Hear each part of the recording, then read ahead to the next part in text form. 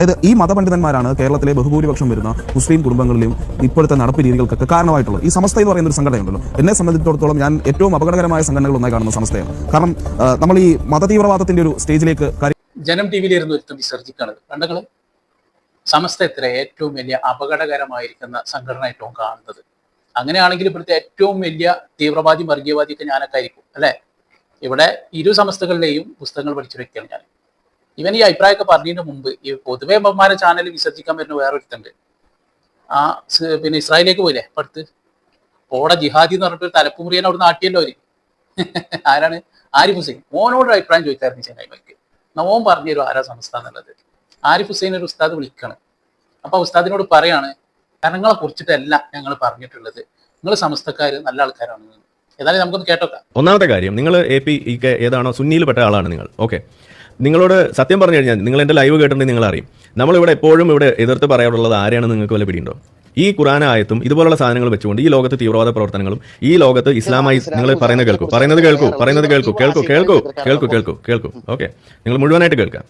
Okay, ഇവിടെ ഈ സാധനം ഉപയോഗിച്ചുകൊണ്ട് ഈ ജിഹാദ് എന്ന് പറഞ്ഞുകൊണ്ട് ഈ ബഹുദൈവ ആരാധകരെ പിടിക്കാനും ഈ കാഫിറുകളെ ഇല്ലായ്മ ചെയ്യാനും വേണ്ടിയിട്ട് കാശ്മീരി പണ്ഡിറ്റുകളായാലും അതല്ലെങ്കിൽ ഇവിടുത്തെ യസീദികൾക്കെതിരെയായിട്ടും അങ്ങനെ ജൂതന്മാർക്കെതിരെയും എന്നൊക്കെ പറഞ്ഞുകൊണ്ട് ഈ ലോകത്ത് പല പണി നടത്തുന്നതിന്റെ പിന്നാമ്പുറത്ത് നിൽക്കുന്ന ഏറ്റവും പ്രധാനപ്പെട്ട ആ വ്യക്തികളാരെന്ന് വെച്ച് കഴിഞ്ഞാൽ ഈ വഹാബി, സലഫി, ജമാഅത്ത് ഇസ്ലാമി സംഘടനകളാണ്. അത് നമ്മളിവിടെ എപ്പോഴും പറയാറുണ്ട്. എന്നാൽ ഇന്ത്യയിൽ കേരളത്തിലുള്ള ഈ സമസ്ത എന്ന് പറയുന്നത് ഇതിന്റെ ഏഴായാലത്ത് വരാറില്ല എന്നും അവർ കുറേയൊക്കെ ഇന്ത്യയുമായിട്ട് യോജിച്ചു പോകുന്ന തരത്തിലുള്ള ഒരു ദേശീയതയിലൊക്കെ അവിടെ മുറ്റി നിൽക്കുന്ന ഇത്തരത്തിലുള്ള സാധനങ്ങൾക്ക് കൂട്ടു നിൽക്കാത്ത മുസ്ലിങ്ങളാണ്, അവർ നല്ല മുസ്ലിങ്ങളാണെന്നും ഞാൻ പറയാറുള്ള സമയത്ത് നിങ്ങൾ സമസ്തയിലെ മുസ്ലിങ്ങൾ നല്ല മുസ്ലിങ്ങളാണ്. ആര്?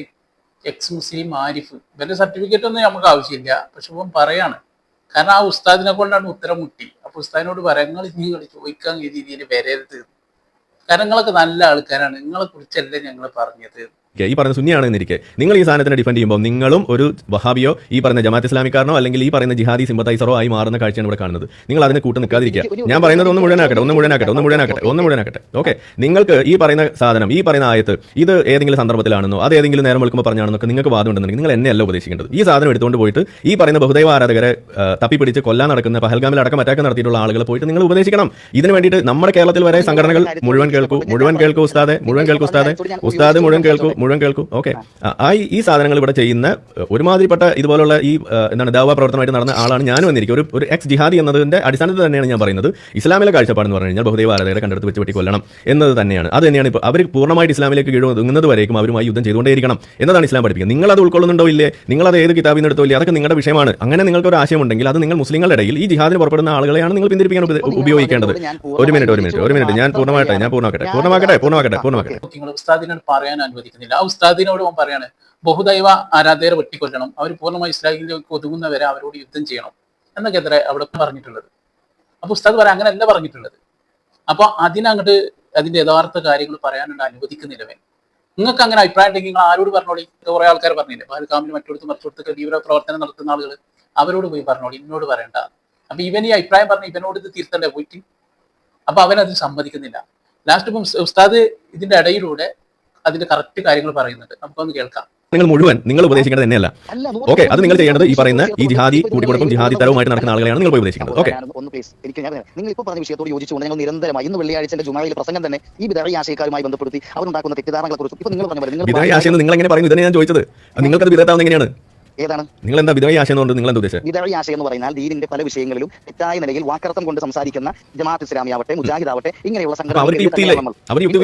അങ്ങോട്ടൊന്ന് പറഞ്ഞോട്ടെ പ്ലീസ്. എന്താണ് ഞാൻ താങ്കൾ പറഞ്ഞു മുഴുവൻ കേൾക്കാൻ തയ്യാറായ ഒരാളാണ്. പക്ഷേ ഇവിടെ ഇതെല്ലാം ഓക്കെയാണ്. പക്ഷേ എന്നിട്ട് നിങ്ങൾ ഇടയിൽ പറയുന്നു ഇത് ഖുർആനിൽ പറഞ്ഞതാണ്, ഖുർആൻ പറയുന്നതാണ്, ഇതാണ് ശരി, ഇതാണ് യഥാർത്ഥ ഇസ്ലാം എന്ന നിലയിൽ നിങ്ങൾ ഇപ്പോൾ പറഞ്ഞൊരു വിഷയം ജമാഅത്ത് ഇസ്ലാമി മുജാഹിദിലേക്ക് ചേർത്ത് എന്റെ പക്ഷം നിങ്ങളിലേക്ക് ചായച്ച് നിങ്ങൾ ദീനിനെ അതിന്റെ വക്രീകരിക്കുന്ന ഒരു പരിപാടി നിങ്ങൾ ഇപ്പോൾ നടത്തി. ഖുർആനിൽ പറയുന്ന കാര്യം ഇങ്ങനെയാണ്, ഖുർആൻ യഥാർത്ഥത്തിൽ ഇങ്ങനെയാണ്, ദീൻ എന്ന് പറഞ്ഞാൽ ജിഹാദ് ഇങ്ങനെയാണ്, ജിഹാദി എന്ന് പറഞ്ഞാൽ ഏറ്റവും വലിയ പ്രതിരോധം അത് ശരീരത്തോടുള്ള പ്രതിരോധമാണ്. നിങ്ങൾക്ക് അറിയാമെന്നിരിക്കെ തന്നെ യുദ്ധം എന്ന് പറഞ്ഞാൽ ഞാൻ പറയാത്തത് എന്റെ വായിൽ നിങ്ങൾ തുടക്കം മുതലേ തിരികെ ഇതും തിരികെയാണ്. ജിഹാദ് എന്ന് പറഞ്ഞു കഴിഞ്ഞാൽ ദേഹേച്ഛയോടുള്ളത് മാത്രമല്ല കാഫിറുകൾക്കെതിരെയുള്ള യുദ്ധമാണ് ഏറ്റവും മികച്ച ജിഹാദ് എന്ന് ഇസ്ലാം പഠിപ്പിക്കുന്നു. ഞാൻ ഹദീസ് വായിച്ചു. സത്യത്തിൽ ഉസ്താദിനോട് ഉത്തരം മുട്ടാണ്.